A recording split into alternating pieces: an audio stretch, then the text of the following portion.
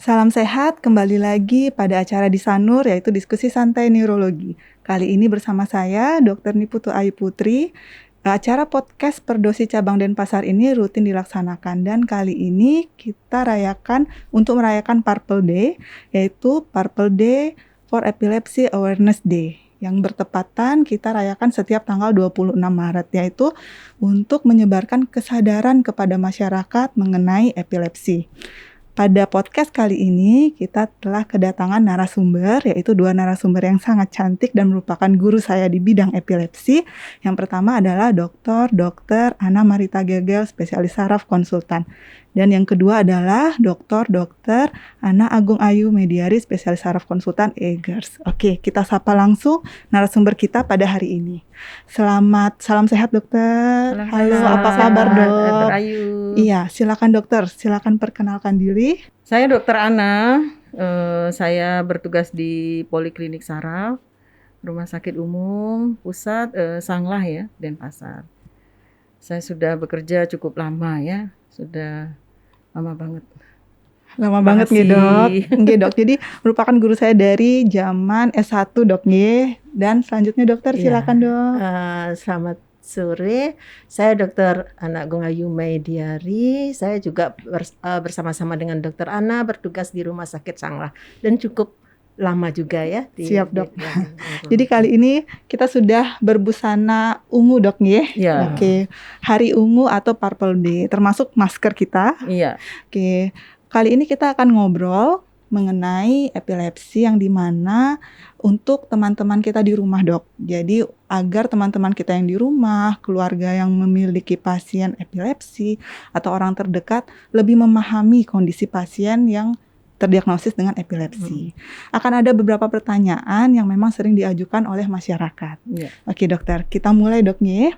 Yang pertama untuk Purple Day ini dok, mungkin untuk dokter Ana dok nih, bisa dijelaskan sedikit, diceritakan bagaimana awalnya hingga adalah Purple Day setiap tanggal 26 Maret ini dokter. Ya, terima kasih Dokter Ayu. Jadi di seluruh dunia ya setiap tanggal 26 Maret di setiap tahunnya itu kita merayakan Hari Ungu ya bahasa Indonesianya. Karena itu kita pakai pernak-pernik ungu nih hari ini ya dalam rangka perayaan itu. Nah, itu awal ceritanya adalah seorang anak kecil perempuan berusia 9 tahun. Dia penderita epilepsi ya. Kemudian sering kumat, sering kambuh ya, dan hal itu membuat dia sedih ya dan sering bolos. Jadi dalam kesendiriannya itu dia di kamarnya. Jadi kalau dia pas kumat, kejang, dia nggak sekolah ya dia berbaring aja di kamarnya. Kemudian kebetulan di kamar itu dia memandang keluar dari jendela kamarnya itu. Dan dia melihat di kejauhan ya di di ada padang rumput gitu ya, liar. Kemudian dia lihat ada sekumpulan bunga yang warnanya ungu. Dia lihat dari jendelanya. Kemudian itulah yang menjadi penghiburan dia. Dia melihat bunga warna ungu itu yang adalah bunga lavender. Jadi bunga lavender itu bunga yang wangi ya, sering bikin parfum kan. Gitu. Kemudian dia membayangkan dirinya seperti bunga itu. Indah ya, tetapi menyendiri karena penyakitnya itu ya. Jadi tidak bergaul dan sebagainya. Nah, dari situ dia mempunyai ide bagaimana caranya dia ingin orang-orang tahu bahwa sebenarnya dia itu bisa aktivitas ya, seperti orang-orang lain dan tidak perlu sendiri gitu. Nah, dia memakai simbol itu. Kemudian dia mulai sekolah setelah dia sehat dan dia mulai gerakan itu dari sekolah, dari teman-temannya dan menyatakan bahwa orang epilepsi itu sama aja kayak orang lain, sama kayak teman-temannya, cuman beda minum obat aja. Kemudian gerakan itu pelan-pelan membesar supaya mereka yang epilepsi itu tidak dikasihani ya, tidak dikucilkan gitu, diajak bergaul gitu ya. Kemudian itu membesar gerakan itu dari sekolahnya dia, kemudian naik ke seperti ada demo di kota gitu ya. Kemudian akhirnya sampailah ke DPR-nya mereka gitu ya, di Dewan Perwakilan. Kemudian akhirnya sampai ke presiden. Kemudian diambillah keputusan melalui presiden itu, ditetapkanlah tanggal 26 Maret itu hari peringatan awareness atau kesadaran. Jadi kesadaran masyarakatnya tentang penyakit epilepsi. Nah, dari Kanada itu kemudian bergulirlah. Kita tahu Kanada itu di Amerika ya, Amerika Utara. Kemudian di Amerika bergerak, kemudian ke Eropa, dan sekarang seluruh dunia. Dikatakan data terakhir adalah 85 negara dunia secara serentak merayakan, dan termasuk Indonesia, dan termasuk Bali, dan termasuk Rumah Sakit Sanglah. Jadi sangat membanggakan menurut saya. Iya. Perjalanan yang sangat panjang dokter, dan dimulai dari gerakan yang kecil dok. Betul. Iya. Oke, pertanyaan selanjutnya dokter, untuk dokter Mei. Iya. Jadi kita masuk ke epilepsi dok. Jadi apakah epilepsi itu dalam bahasa awam dokter? Jadi sering ada pasien mengentak-entak, oh itu epilepsi gitu. Jadi kita ingin mengajarkan apakah epilepsi definisi secara ilmiah dokter, untuk teman-teman yang di rumah agar lebih mengerti. Ya, silakan dok. Terima kasih Dokter Ayu. Epilepsi itu sering disebut juga ayan ya bahasa Balinya. Jadi epilepsi itu merupakan suatu kelainan otak yang disebabkan oleh lepas muatan listrik yang abnormal dan berlebihan dari sel-sel otak. Dan itu sifatnya mendadak, paroksismal, istilahnya ya paroksismal, dan kemudian bisa hilang sendiri. Jadi dia karena sesuai dengan letaknya di otak, dia menimbulkan bermacam-macam gejala. Bisa gejala berupa kejang, bisa gejala berupa bengong, dan itu. Jadi kelainannya adalah di otak ya. Iya. Jadi kelainan utamanya pusatnya adalah di otak dok ya. Kemudian pertanyaan selanjutnya dok, untuk dokter Ana, ini sering juga ditanyakan, apakah kejang itu sama dengan epilepsi? Apakah setiap pasien yang menghentak-hentak itu adalah epilepsi? Silakan dok. Ya, terima kasih Dokter Ayu. Jadi memang di masyarakat kita masih banyak istilah atau kesimpang siuran ya, dan itulah salah satu sebabnya kenapa kita dari kelompok studi epilepsi ya, khususnya dari Persatuan Dokter Spesialis Saraf Cabang Denpasar ini gitu, aktif melakukan penyebaran informasi ya. Dan kita juga melakukan di Sanglah ya setiap tanggal 26 Maret ini bahwa sebenarnya epilepsi itu enggak semuanya kejang, atau tidak semua kejang itu epilepsi gitu. Jadi bisa sebab-sebab yang lain ya. Tadi sudah disampaikan oleh Dr. Mei, jadi kalau dia disebut epilepsi ya dari otak ya. Kemudian gambarannya enggak selalu harus kejang. Begitu juga kejang bisa bukan dari otak, dan bisa juga epilepsi itu kejang gitu ya. Jadi belum tentu. Iya, jadi jawabannya setiap pasien kejang belum tentu epilepsi dok. Melanjutkan yang tadi Dokter Mei. Jadi untuk masyarakat ketahui bahwa bangkitan itu tidak selalu menghentak-hentak. Mungkin ada bentukan pola yang lain yang mungkin selain menghentak-hentak, apalagi dok seperti itu? Iya, benar sekali Dokter Ayu. Jadi secara umum bangkitan dari kelainan di otak itu ada bermacam-macam ya. Tapi kita bisa bedakan menjadi dua, yaitu bentuk umum dan bentuk vokal. Yang bentuk umum itu biasanya disertai dengan penurunan kesadaran. Sedangkan yang bentuk vokal sering tidak disertai dengan penurunan kesadaran, bisa berupa kejang tapi tetap sadar, tapi bisa juga nyampur, dia akhirnya dia mengalami penurunan kesadaran. Jadi bermacam-macam. Jadi secara umum kita bagi menjadi dua, dengan penurunan kesadaran dan tanpa penurunan kesadaran. Jadi untuk teman-teman di rumah ketahui bahwa banyak sekali bentukan pola bangkitan. Jadi tidak harus menghentak-hentak saja. Kalau untuk melanjutkan yang tadi untuk Dokter Ana, jadi apakah kemungkinan penyebab epilepsi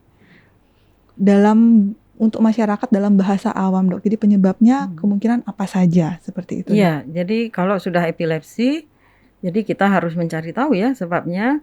Nah, terutama karena tadi dibilang penyakit gangguan dari otak ya, sudah disampaikan Dr. Mei, ada lepas muatan listrik ya, yang abnormal, yang bertubi-tubi, berlebihan.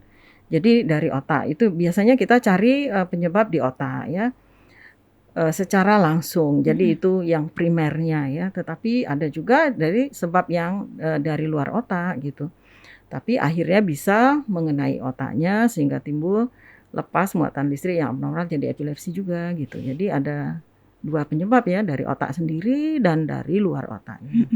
Sebenarnya ini sekaligus ingin meluruskan pemahaman masyarakat luas dokter, bahwa banyak yang masih menganggap epilepsi itu kutukan, Ya. itu dipengaruhi oleh roh jahat. Iya. Banyak daerah yang di desa saya pun Ya. masih menganggap seperti itu. Semoga dengan penjelasan dokter bisa lebih terbuka bahwa memang kita sudah bisa cari penyebab atau etiologi dari epilepsi. Iya. Kemudian selanjutnya untuk Dokter Mei terkait EEG dokter, mungkin bisa diceritakan sedikit tentang EEG.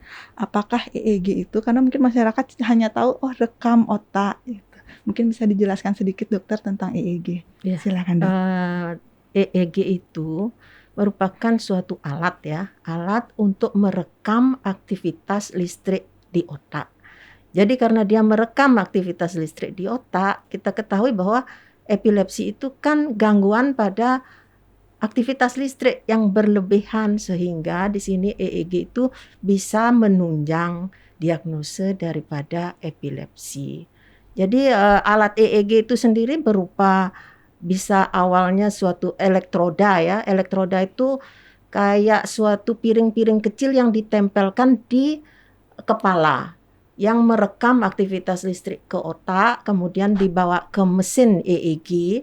Mesin EEG di sini ada filternya, kemudian ada juga untuk memperbesar sehingga kita bisa melihat aktivitas listrik itu dalam layar komputer atau dalam kertas nanti setelah kita print ya, seperti itu. Ya, jadi bahasa selama ini kan perekaman listrik otak berarti Ya. dokter nggih? Ya, betul. Untuk pertanyaan selanjutnya untuk dokter Ana, kadang beberapa pasien kita yang datang, dokter saya sudah EEG nih dok, hasilnya baik, namun saya kadang masih bangkitan, tapi hasil EEG saya baik, kenapa saya harus minum obat? Seringkali pasien seperti itu dok. Iya. Bagaimana dokter, silakan dok. Iya, saya juga menambahkan sebelum jawab pertanyaan itu, di masyarakat saya ketemu itu beberapa pasien mau direkam EEG mereka takut. Takut mengatakan, waduh disambung dengan alat kayak gitu, nanti berarti nambah listrik di otak. Nah, ada seperti itu juga. Sebenarnya tidak ya dokter Mei ya. Jadi tidak ada sama sekali mempengaruhi menjadi listriknya bertambah-tambah, nanti pulang dari EEG menjadi lebih kejang, enggak ya. Jadi seperti itu. Kemudian masuk ke pertanyaannya tadi bahwa ada beberapa rekaman yang memang hasilnya normal ya. Tetapi kita sebagai dokter tentu kita melihat gejala ya, gejala apa yang dibawa pasien ke rumah sakit, ketemu dokternya, keluhannya kejang gitu, kejangnya berulang ya. Kemudian kita memeriksa, kemudian kita curiga ini suatu epilepsi. Nah, sekarang kita berusaha mencari untuk penegakan diagnosa ya dengan EEG dan hasilnya normal. Memang pada beberapa kasus memang didapatkan di populasi itu memang normal ya. Itu banyak yang mempengaruhi, nanti mungkin dokter Mei bisa nambahkan ya. Banyak hal yang mempengaruhi kenapa normal. Jadi kita tetap pegang klinisnya gitu. Kalau klinisnya itu artinya gejala yang dia rasakan si pasien, memang kejangnya berulang, kemudian khas untuk epilepsi, ya kita biasanya obati. Diobati saja ya, karena kita meyakini bahwa kita harus menghentikan kejang yang terjadi akibat epilepsi itu, karena kalau dibiarkan sangat tidak baik ya. Jadi karena dia dari otak ya akan mempengaruhi otaknya, dan kerja badannya kita ini dari ujung sampai ke ujung kuku itu nggak ada yang nggak diawasi otak. Jadi kalau otaknya sakit kita biarkan, kita salah ya. Jadi harus diobati tetap. Iya, jadi begitulah penjelasan untuk EEG. Sebelum kita lanjutkan, mungkin ada yang ingin ditambahkan dokter, silakan. Terima kasih. Sedikit saya menambahkan, EEG itu memang yang kita punya suatu rekaman EEG rutin, artinya dikerjakan selama kurang lebih 30 menit perekaman ya. Selama 30 menit perekaman itu mungkin saja seorang penderita epilepsi pada saat itu tidak kambuh. Jadi pada saat dia di ruangan EEG, pada saat direkam itu tidak ada lepas muatan listrik yang abnormal, sehingga hasilnya menjadi normal. Sehingga kita lebih berpatokan pada riwayatnya sebelumnya. Bagaimana sih pasiennya, apa ada kejang sebelumnya, bagaimana frekuensinya, bagaimana tipe kejangnya, gitu kita mendiagnosis dari epilepsi. Dokter. Sehingga sering sih EEG itu karena hanya 20 menit per rekaman jadi normal hasilnya, tapi itu tidak melepas diagnosis epilepsi. Sedangkan listrik otak kita bekerja selama 24 jam, dokter. Ya, betul. Kita harapkan EEG tersebut dapat mewakili untuk itu, cuman kemungkinan di luar jam perekaman dapat terjadi gangguan dari listrik otak. Seperti itu, dokter. Ya, mungkin bisa ditambahkan juga sebenarnya idealnya memang, tapi itu biasanya di pusat-pusat penelitian ya. Jadi pasiennya ditaruh di dalam satu ruangan, kemudian EEG-nya 24 jam. Ya. Jadi seperti dokter Ayu bilang tadi, waktu kita ada 24 jam sehari. Tadi sudah disampaikan dokter Mei, tidak selalu muncul yang namanya cetusan listrik itu. Jadi ada saran biasanya dievaluasi 24 jam. Cuma kita di Denpasar belum ada laboratoriumnya untuk itu ya. Belum ada. Baiklah, kita lanjutkan, dokter. Pertanyaan berikutnya. Kadang pasien datang untuk dokter Mei, kadang pasien datang, dokter ini hasil EEG saya, kenapa saya harus CT scan lagi? Atau mungkin sebaliknya, dokter saya sudah CT scan, apakah butuh untuk EEG? Bagaimana penjelasannya, dok? Mungkin untuk teman-teman di rumah, silakan, dokter. Iya, betul sekali ya. Seringkali ada pertanyaan seperti itu dari pasien ya. Seperti disebutkan tadi, banyak penyebab daripada epilepsi ya. Terutama sekali epilepsi pada dewasa sering ada penyebab suatu kelainan struktur di otak ya, anatomi di otak. Sehingga kita perlu melakukan CT scan atau MRI kepala ya. Tujuannya adalah untuk pengobatan selanjutnya dari kelainan tersebut. Tapi seringkali juga kelainan itu yang mendahului ya, seperti misalnya stroke dulu, kemudian kita CT scan, terus timbul kejang ya, epilepsi post stroke setelah stroke. Nah ini kita setelah CT scan kita lakukan EEG. Jadi itu memang diperlukan untuk mendapatkan pengobatan terbaik. Mungkin ada tambahan, dokter? Iya, seperti yang disampaikan oleh dokter Mei memang ya. Jadi syarat untuk kita melakukan pengobatan, karena pengobatannya itu panjang ya, dokter Ayu. Jadi prosedurnya adalah 3 tahun sampai 5 tahun ya, tergantung dari jenis epilepsi. Jadi kita harus yakin dulu, dan tadi sudah disampaikan bahwa semua berasal dari otak ya. Jadi listrik yang abnormal dari otak. Nah, kita ingin tahu otak yang abnormal itu kayak apa. Jadi kita harus punya baseline data gitu ya. Data awal sebelum kita mulai terapi itu gimana sih EEG-nya, gimana imaging-nya, terutama CT scan ya. Nah, seperti itu. Jadi sangat diperlukan, dua-duanya harus ada sebaiknya. Mungkin bisa saya simpulkan, dokter secara singkat bahwa keduanya memiliki kebutuhan yang berbeda, di mana pencitraan bisa CT scan mungkin atau MRI untuk melihat struktur otak kita, sedangkan EEG fungsi dari listrik otak kita, seperti itu, dok.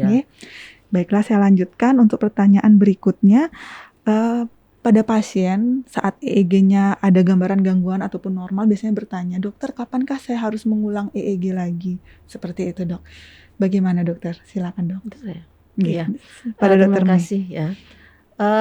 Kapan diulang EEG itu? Kalau misalnya dia itu sudah bebas kejang ya, bebas kejang selama atau bebas bangkitan selama 3 tahun, kita akan mengevaluasi EEG-nya. Nah, kalau EEG-nya normal, kita akan melakukan penurunan dosis obat secara bertahap, itu salah satunya. Ya.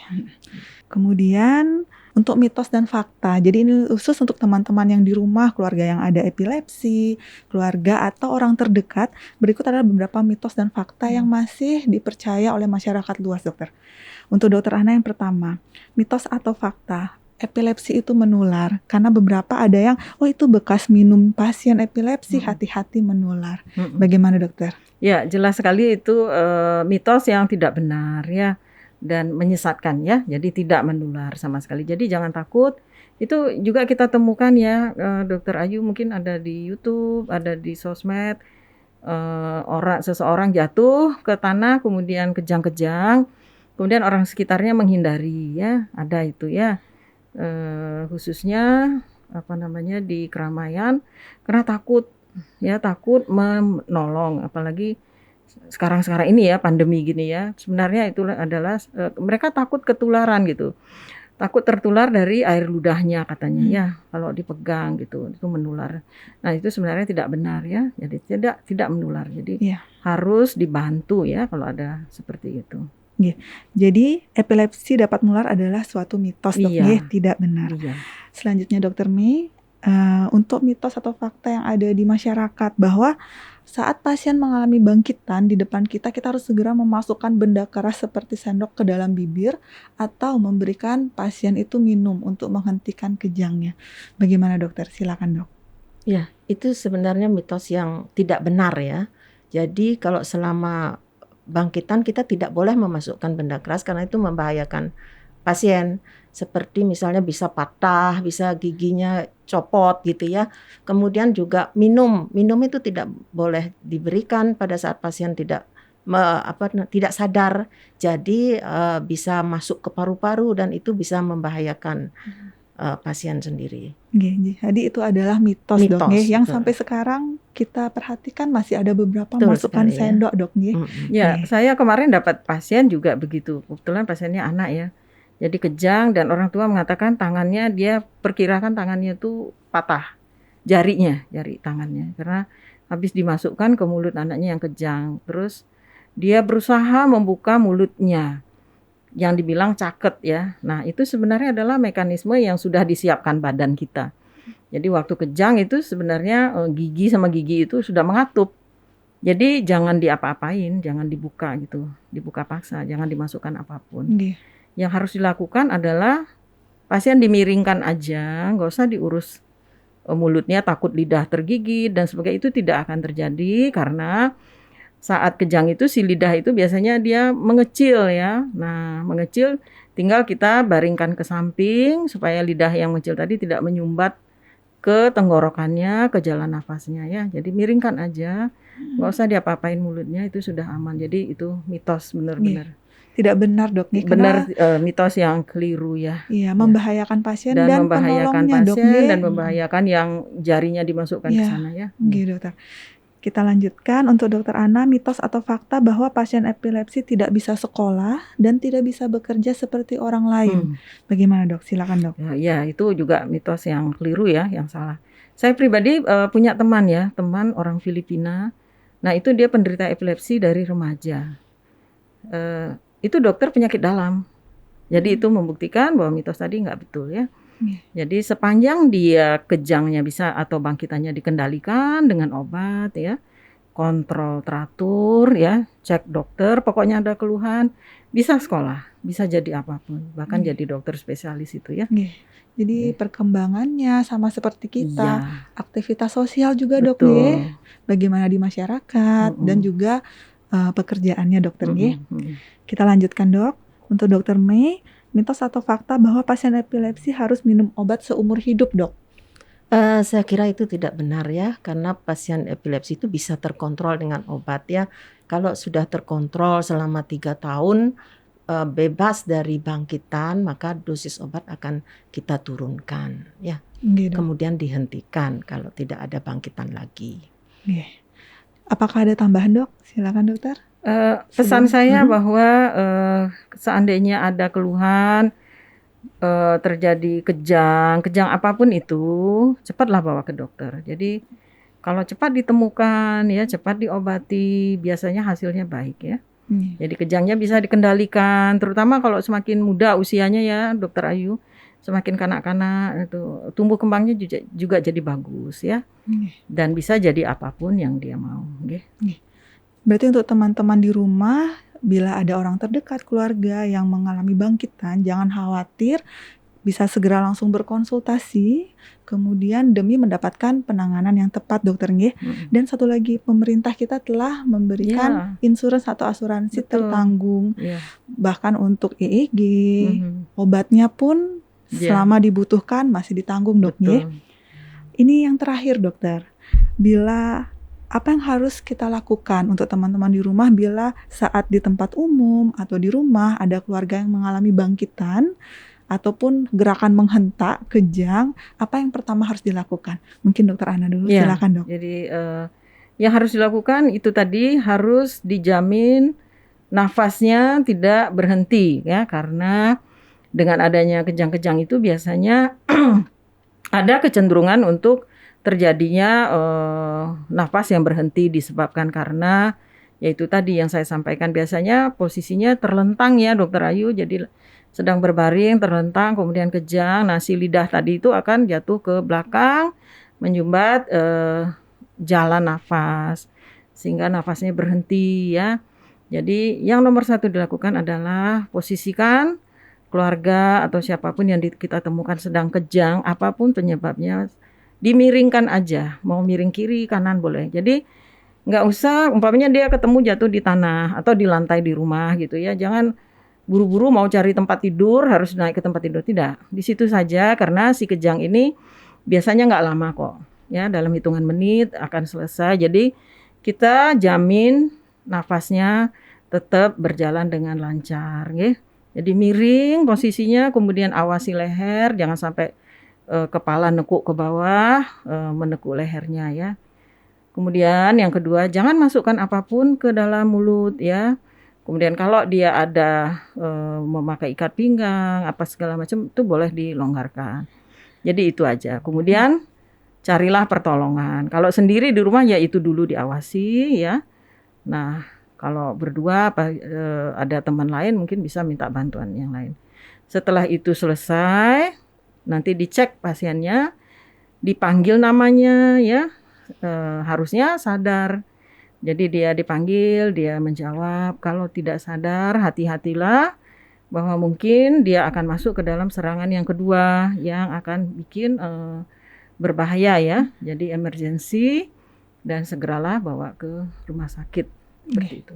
Bagaimana dokter, mungkin ada tambahan? Silakan dok. Ya, saya kira apa yang dikatakan dokter Ana sudah cukup ya, artinya kita bebaskan jalan nafasnya ya, jalan nafasnya terutama dengan cara memiringkan bisa, kemudian kita menghindari juga barang-barang sekitarnya yang berbahaya dari pasien itu kita jauhkan, jangan sampai dia menghentak-hentak kemudian kena air keras misalnya ada di sebelah kan gitu ya, atau air panas gitu pas lagi menggoreng gitu misalnya, benar, ya itu yang berbahaya ya, saya kira itu. Dan mungkin juga jangan panik untuk yang melihat dokter, cenderung untuk menghentikan. Panik, ya. Kebanyakan bukan orang tua atau orang sekitarnya, dokter juga kadang panik ya, datang di UGD itu banyak cerita itu dokter-dokter jaga UGD, kemudian pasien datang, kita tanya gitu kejangnya kayak apa, mereka lupa, jadi panik duluan.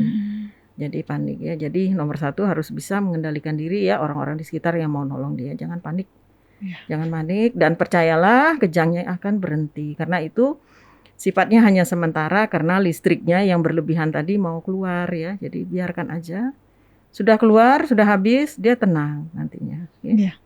Jadi satu, jangan panik, kemudian lapangkan jalan nafas, hindarkan benda-benda berbahaya, kadang mungkin di dapur dok nih, ada kursi atau meja di sekitarnya, jalan lapang, kemudian jangan masukkan benda padat, yang keras, sendok, ataupun jangan beri minum dok nih. Mungkin untuk pesan terakhir untuk teman-teman kita di rumah, adakah yang ingin disampaikan dok, mengingat ini memperingati Purple Day? Untuk teman-teman kita di rumah yang ada keluarga sakit, silakan dokter. Ya, saya berharap mudah-mudahan banyak yang nonton YouTube ini dan mudah-mudahan disebarluaskan ya melalui sosmed. Sekarang banyak sekali jenis sosmed.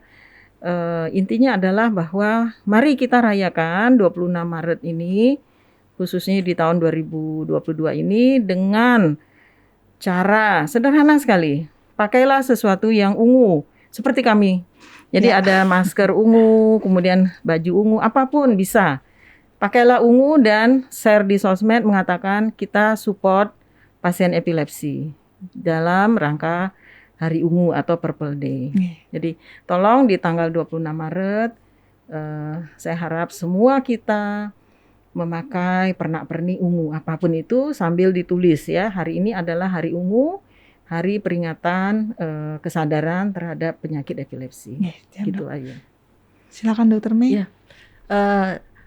Saya sedikit menambahkan, mungkin sedikit pesan kepada keluarga mungkin ya, karena pasien itu biasanya datang ke dokter itu dalam keadaan normal, sehat ya, tapi dia mempunyai riwayat di rumahnya mengalami kejang yang kita tidak tahu bagaimana bentuknya ya, sehingga kita perlu merekam kalau bisa, karena kita kan semua punya HP ya, rekamlah semua kegiatan aktivitas kejangnya itu sehingga bisa konsultasi kepada dokter dan dokter bisa memutuskan oh ini benar-benar kejang, obatnya apa kan gitu ya. Jadi perlu aware mengenai itu, dan mengenai mitos-mitos itu diingat ya bahwa penderita epilepsi itu berhak atau mempunyai kemampuan untuk berkembang seperti kita ya, keberhasilan juga ada di masa yang akan datang. Ya. Baik, terima kasih banyak dokter. Ya. Baiklah, demikianlah acara podcast kita pada hari ini dan juga untuk memperingati Purple Day. Mari kita sebarkan kesadaran kita terkait dengan kondisi pasien epilepsi di masyarakat. Sekali lagi kita ucapkan terima kasih kepada dua narasumber kita. Salam sehat untuk kita semua di sini dan untuk teman-teman yang ada di rumah. Terima kasih. Salam Purple Day.